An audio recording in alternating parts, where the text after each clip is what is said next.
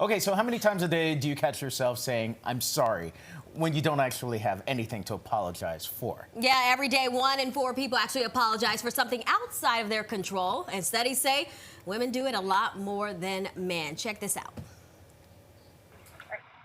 Sorry, is this coffee? Mike, she wanted a water, not a coffee. Can you get her some water instead? This is my fault. Would any of you ladies like a coffee? I'm sorry. I don't want it to go to waste. Yes, I'll take it. Thank you. I'm sorry! I'm sorry. I'm dying. I've ruined everything. It's all my fault.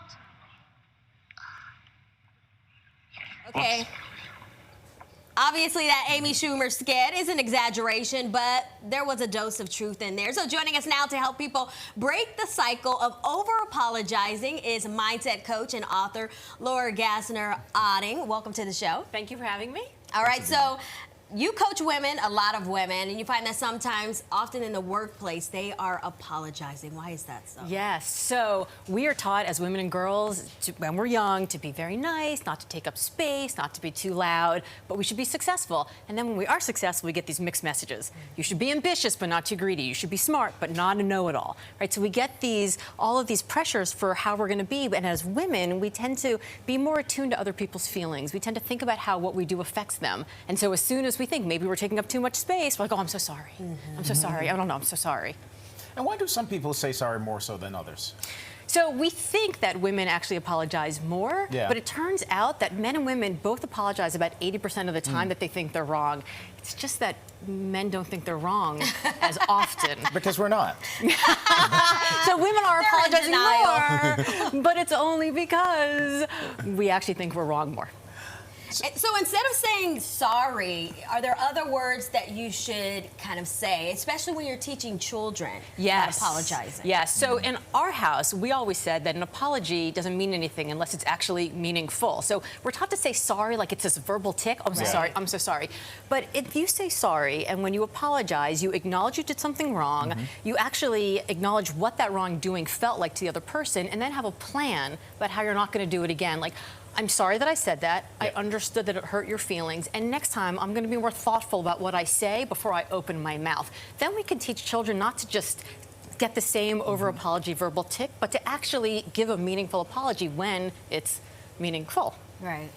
When I used to work at ABC News and a small startup network. I've never heard of it. And one of the things during our correspondent anchor training to be able to be part of the culture that they said is to never apologize, never say sorry, because it is a sign of weakness, and weakness gets just torn apart in certain environments. Is it a sign of weakness?